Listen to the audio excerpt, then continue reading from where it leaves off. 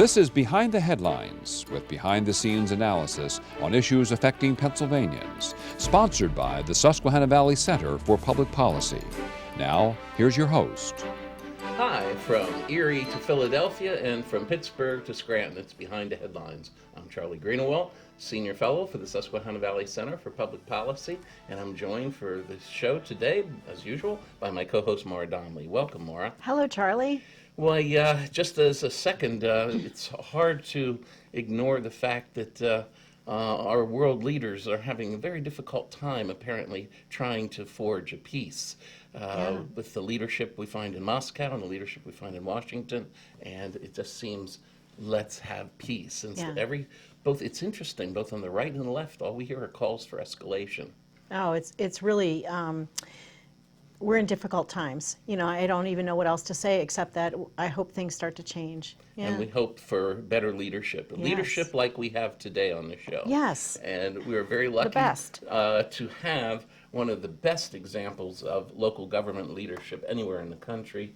And we have with us, we're fortunate enough to have with us Dave Sanko. Dave is the Executive Director of the Pennsylvania State Association of Township Supervisors. Dave, welcome back to the show.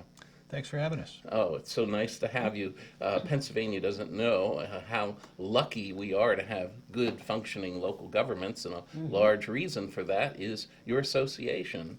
Can you explain briefly to us, because there are some new viewers out there, I'm sure, what the Pennsylvania State Association of Township Supervisors is, and what does it do for local government? Sure. Well, we're an association, a statewide association that provides member services to our local government members.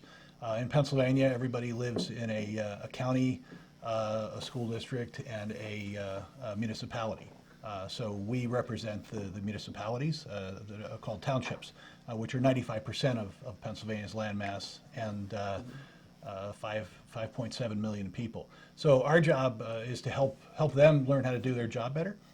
So we help share best practices for problems and issues that may occur in one part of the state with elected officials from another part of the state, constantly training new folks so that they don't have to learn the hard way and make mistakes that others have already made.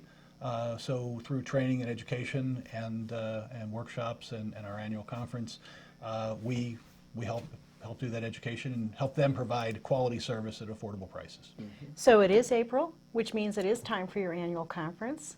And so tell us what attendees can expect this year. I hear you have a really good crowd coming. We have, you're right, it's late April. It's time for the annual Peace Heads Conference. We haven't been able to have it for 3 years. Oh, this will be the first time in 3 years as a result of the COVID lockdowns. But we are back with over 3,000 people coming to town. Wow. They'll have 80 plus workshops. We'll have a large exhibit show.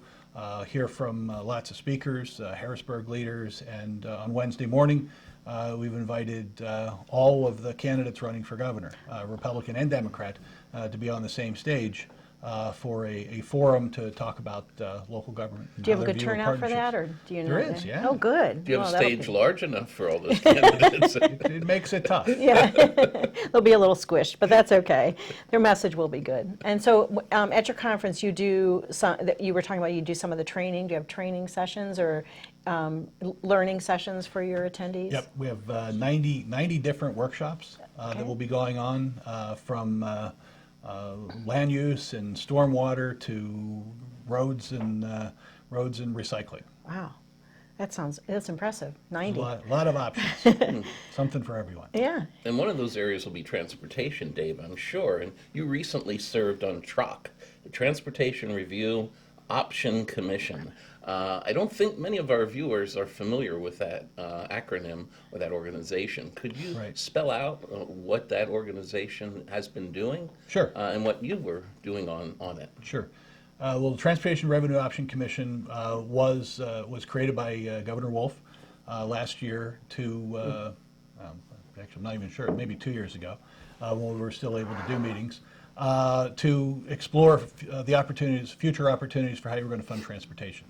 As people shift away, as vehicles become more fuel efficient, and as people shift away from fossil fuel for their cars, gasoline usage is declining, and the gas tax as a stable funding base is declining.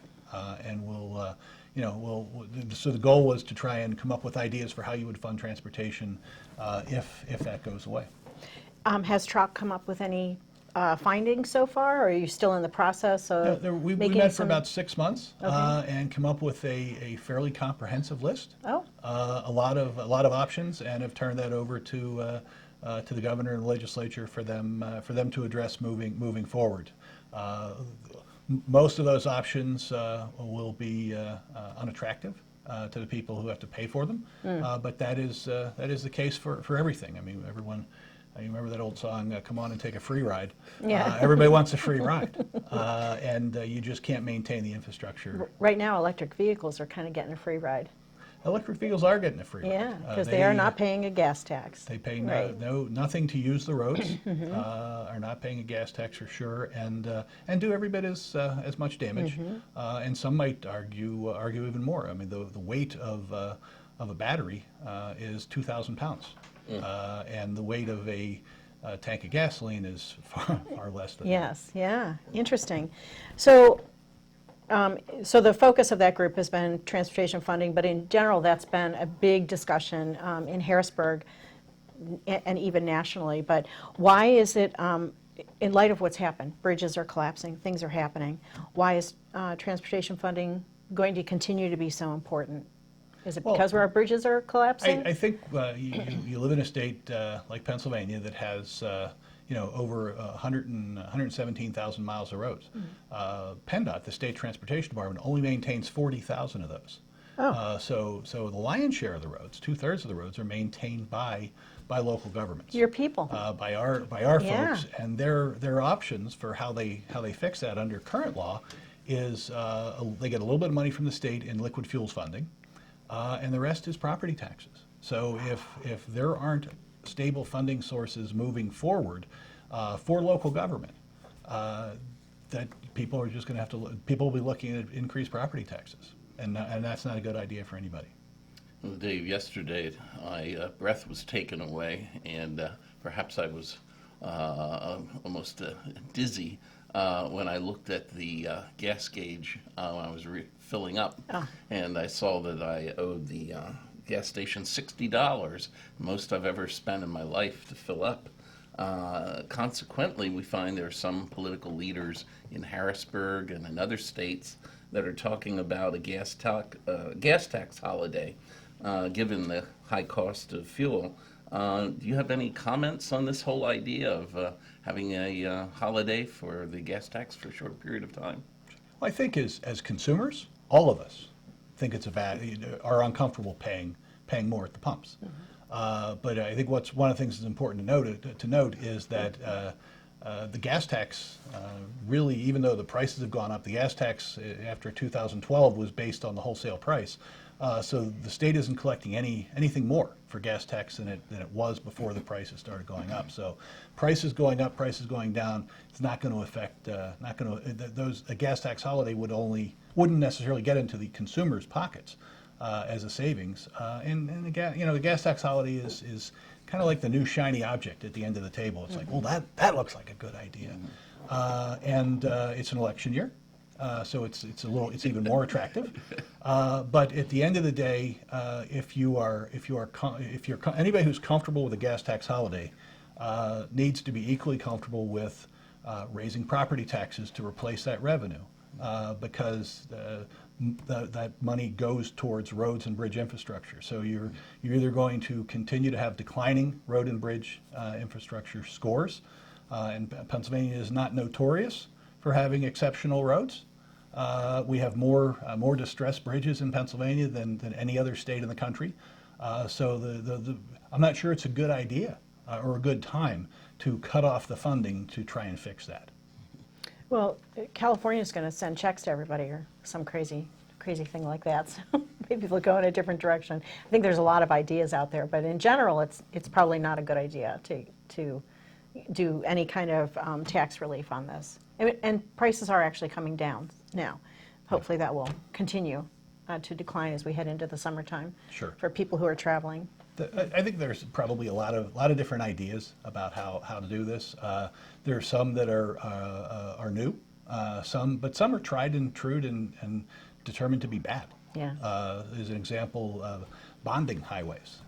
It's fine to borrow money to build a bridge that's going to last for 50 or 75 or so years, but it's not such a great idea to borrow money to fill potholes because their life expectancy of that patch isn't going to last forever. We saw that in the 70s when Governor Shapp borrowed money for highway maintenance, and we were all still paying that off in the 90s, and those potholes have been filled probably a dozen times. Oh my gosh. Yeah. Well, another thing that's been a perennial topic has been paying for the state police out of transportation budget dollars. And this has been a concern with the state budget for a good long time, Dave. Is this situation any different in this budget year? And do you have any predictions what's going to happen in regard to transportation funding, state police funding? Sure. I think that the state police funding, frankly, should have always been a function of the general fund. People pay their income tax, and they expect there to be a state police. Public safety is a fundamental responsibility of state government.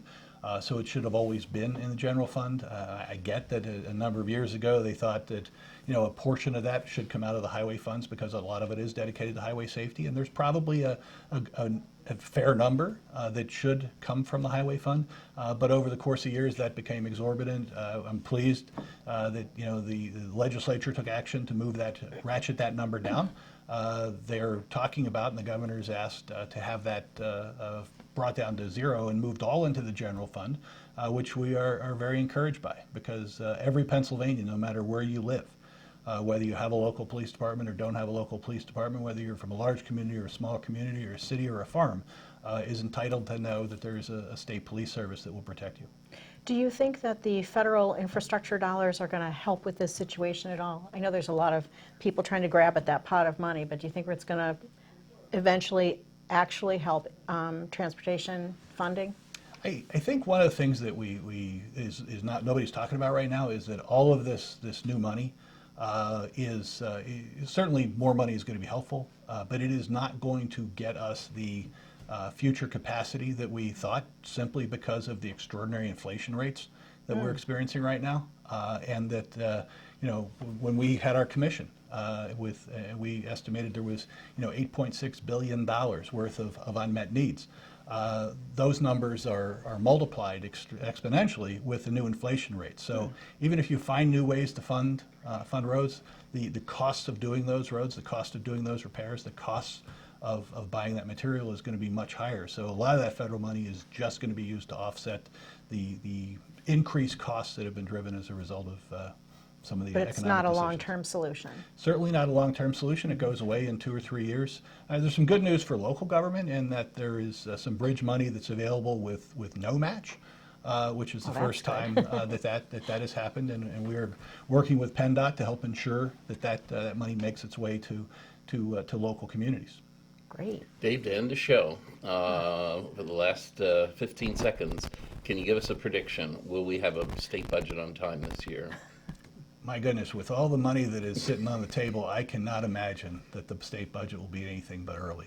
There, you heard it here early. first, folks. Okay. And it's right from the mouth of Dave Sanko, and we're going to put it in the bank. So thank you, Dave, very much for being with us today. Thanks for having me. We'll be right back with the second segment of Behind the Headlines.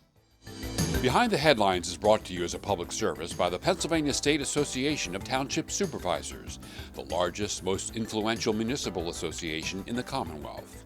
Since 1921, PSATS has been preserving and strengthening township government and securing greater visibility and involvement for townships in the state and federal political arenas.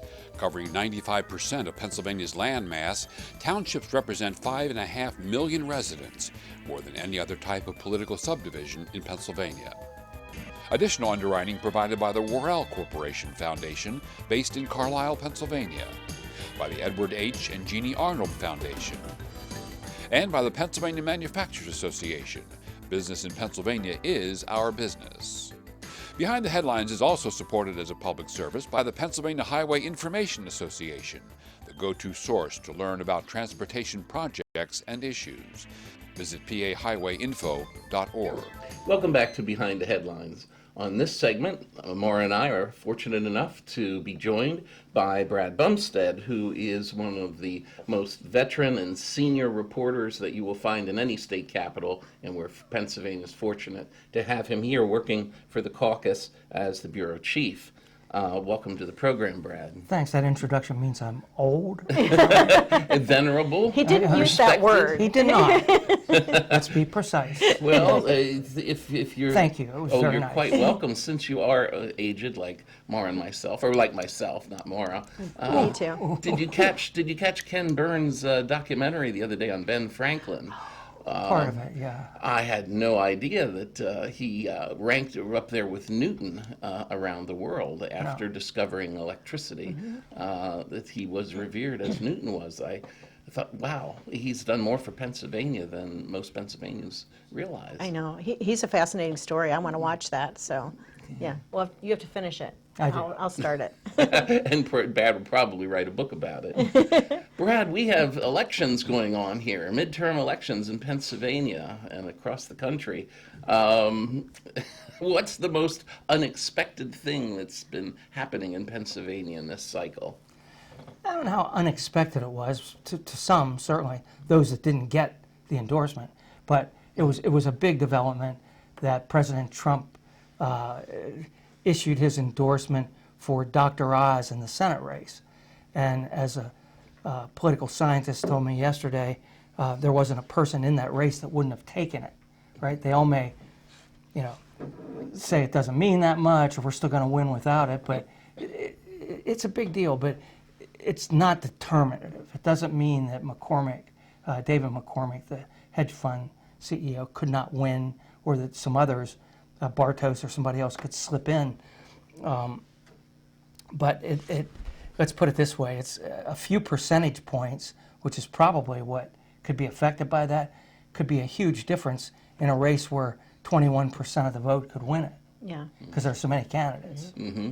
So it's a big deal, and it's raises the question. The big question now is, is he going to do the same? Trump going to do the same thing in the governor's race, where you again have a multitude of candidates, and people, from both races, people have been trooping down to Mar-a-Lago. When the Washington Post did a story recently, they wrote about it. McCormick was out on the patio walking back and forth as the reporter was interviewing Trump. So he was waiting there to get his turn with the former president. Well, Dr. Oz better buckle up, though, because he's already been the target of a lot of negative ads, and I think this is just going to make it tougher on him. I mean, I think he's going to be a target now, and so he better buckle up. A bigger target. A bigger target. He's been a target, but he's going to be a bigger target now. So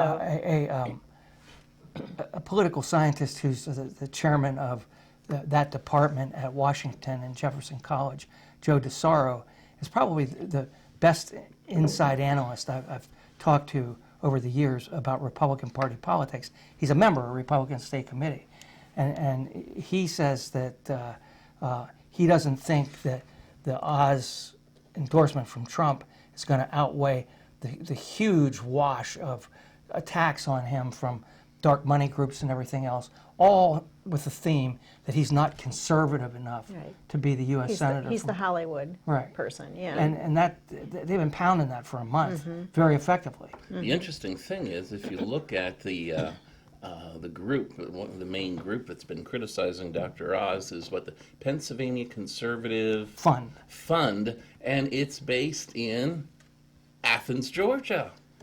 Oh.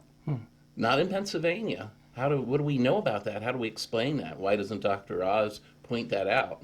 Sure, that he he's will. being criticized by a group of so-called conservatives from Georgia. Well, having done some research on dark money groups, what you can get is the 990, if you're lucky, for the previous year, not even the current year. Yeah. And it may list all of the board of directors of it, and it's not going to have too much other information in it about it. And you don't really get a lot of information out of it. Occasionally you'll hit it that, boom, so-and-so's involved in it. But it's very hard to research, and it's all a result of a famous U.S. Supreme Court decision that gave groups like that the right to raise money and, under First Amendment Yeah. goals. So, So what do you think is going to happen on the Democratic side? of the Senate race, On the Senate race, yeah. I think that Fetterman is the front runner. I think that Connor Lamb is, it's really a two-person race between them. Connor Lamb is a congressman from Western Pennsylvania. Fetterman is the lieutenant governor of Pennsylvania, but his money advantage is huge over not only Lamb but others, and that's going to really make a difference as they get into the final stages of it. And Fetterman has this following even among young people that he's They think he's cool. he's hip, he's Yeah. different, he dresses, he'll go out to an event in cargo shorts, Yeah. As he was recently seen in Pittsburgh when a bridge collapsed. And the little I know about him, I would not be surprised to see him report to the floor of the Senate that way and maybe be turned away his first day. He might be. Mr. Fetterman, we have a suit over here for Yeah. you to put Is on. the claim in his advertising, he claims that as mayor of Braddock, for 5 years there was not one murder. Is his advertising campaign accurate? I don't know whether that is accurate, but I know that his law enforcement record as mayor of Braddock is going to come under increased scrutiny the further we go, because there was an incident where he, as mayor, thought that he needed to respond to some incident and took a shotgun out and confronted a young black man. I don't know the particulars of what happened after that, but that is being used by Kenyatta Johnson, another candidate in the race, to attack Fetterman on that. And given his positions as a progressive Democrat, that's a valid thing to raise. Do you just go out as a vigilante, even if you're mayor? But it might pick up some votes on the other side. People like that kind of response to. Mara, that's true. Yeah, it could. Yeah, he seems very popular. He was very popular in Western Pennsylvania, where I'm from, and he was a very forgetting that. popular. Yeah, he was very popular. People probably don't remember this, but Levi's did a huge commercial on him years ago. It sort of Like made 3 or him 4 as a- minutes, about his tenure in Braddock, and it was extremely well done. Braddock is a very depressed area, and it played very well out in the western part of the state. Connor Lamb, meanwhile, has great credentials to be a U.S. Senator. I mean, given his service in the Marine Corps and that he was a prosecutor. And those two things combined, that's like that's the resume of Bill McSwain in the governor's race. And it's very appealing to your Western Pennsylvania friends. Yeah. Well, you've turned a corner to the governor's race. Yes. Can you tell us, could you list who the candidates are on the Republican and the Democratic side? No. I can do that. Oh, right. All I right. wrote them all down. Corman, McSwain, White, Barletta, Mastriano, Zuma? How do you say that? Zama, Giroux, Gale. Am I missing anybody? maybe. Probably might be. You have the most important ones on there. How do we explain that Barletta was an early favorite and then Melissa Hart. Oh, yes. And Yeah. then he disappeared, at least from the television screen, and yet on recent polls, he still is one of the two leaders for the Republican nomination for governor. Well, he was Republican Party nominee for U.S. Senate 2 years ago, and he still has residual from that, number one. Number two, he doesn't have a lot of money. So he made his initial, splash of what he's doing, and then sort of, went back to Hazleton and, put out a lot of emails. I was getting emails from him every day. I mean, he'd even email like who has the best cheesesteaks in Pennsylvania? We're gonna find out. We're gonna travel around and see. Probably more people interested in that than, Yeah. than some That's other things. Smart marketing. Oh, but please now- pass that on to us. But now the question is, who is Trump going to endorse in that race? And again, I'll go to my man DeZaro on this, who's really good, and he predicts that Barletta is going to get Trump's endorsement. That Trump had encouraged him to get into the Senate race 2 years ago. Right. They go back. His position on immigration, must be, loved by Trump in terms of fighting illegal immigrants, and certainly we have some in Pennsylvania, but we're not on the Mexican border. Right. You know, so I don't know how big of an issue that is, but nonetheless, he could. But look, so could some of these other people. I think that Corman is a strong candidate for the Republicans. McSwain may be one of the stronger ones with his background in the funding he's getting from the Commonwealth Foundation. Big money. He's going to have more than anybody else. And then there's this From Commonwealth Partners. dark horse named Doug Mastriano, who's been in it from the beginning. Hanging in there. Yeah, and everybody sort of dismisses him that, no, well, we really, you know, Trump hasn't endorsed him. Trump may not endorse him. Who knows? But this base of the Trump supporters out there, they love him. If you go through Western Pennsylvania, there's signs everywhere for Mastriano. All along the turnpike. Right. Yeah. Now, would that outweigh even a Trump endorsement for Barletta or Dave White? You know, not sure who's going to get that, but I don't know. But these people are loyal, and I think that it might skim some of that support off if Trump endorses somebody else. But he's got really strong grassroots support. No one can take that away from him. Are you at all surprised that a Trump endorsement plays as big a role as it does? No, Not at all? no, not in a Republican primary in Pennsylvania. Okay. I mean, the base of the party's been moving in that direction for a long time and has been really strong for Trump over the past 4 years. And, you know, there are a lot of people in that group of the Republican Party who believe still that the election was stolen or that it was in some way fraudulent. And, yes, so that drives them. And but I think you can't discount McSwain and Corman and Mastriano and White, who's done some great ads, by the way. Yeah, he does Yeah. have good ads. Yeah. Talking about ads in the last minute, what do you think of the unorthodox approach to ads that Senator Corman took for a while with his daughter? That's something that I don't know that I've ever seen before. Is it effective or not? No disrespect to Senator Corman, but I just thought it was not a very good ad at all and was problematic, and you know, wonder why they would spend the money on that. Now, when I talked to them about that, his campaign said, look, we did this to get people's attention They did. for name They did recognition. that. Right, and for name recognition. That worked. And that, if that was the goal, it probably accomplished that. But it was, you know, with a 80s hair rocker out there, you know, I was distracted every time I'd watch it. I know. The Corman, I'd look at his daughter, I'd look at the guitar player, and Yeah. it was crazy. But I didn't care for it. Yeah. Most people didn't. Okay, and on that note, we're going to wrap this up for today. Thank you very much for being with us. We appreciate it very much, and I know the viewers benefited from it substantially. Yeah. So be with us again next week for Behind the Headlines. We'll see you then.